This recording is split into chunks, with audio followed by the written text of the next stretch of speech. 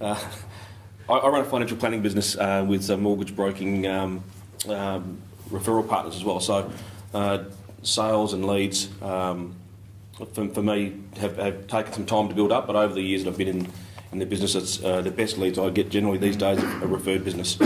Notwithstanding that, I still do market online.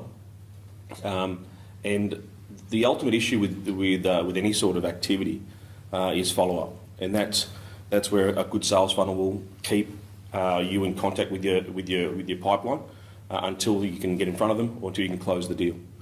And that's something that we've spent a bit of time on with our CRM and with our efforts with our database. We've got over 2,000 clients and staying in contact with them and being relevant to them is important, particularly when you look at the cost to service people. Face to face is the most expensive mode of communication and medium to use. So emails, videos, this type of stuff, when we can get it out to clients, it at least puts you front and square in their minds. But in saying that, in relation to email, what I've realised over the last few years is that people's decline rate of open emails is becoming as big as the envelopes that's in their envelope in their letterboxes at home.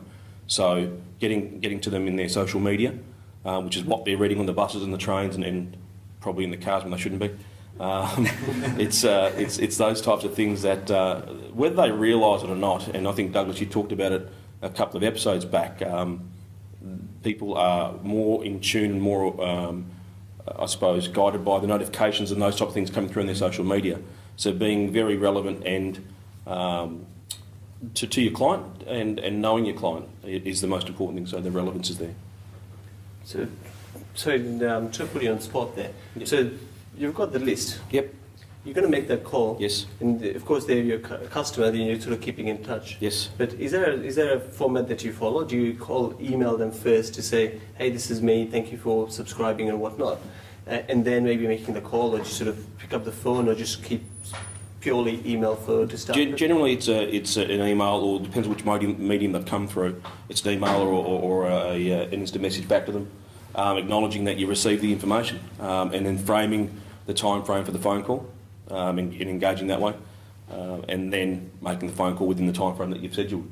And most of the time, people are fairly responsive to it because I've connected to you for a reason. If you are very specific with the way you go about your marketing.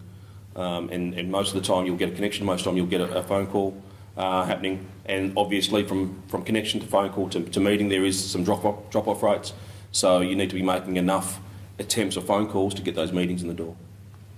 I think a lot of people don't follow up. That's right, that's the key, and that's marketing 101 is, great to put the stuff out in the mail, great to have the campaigns out there, but where's the follow-up?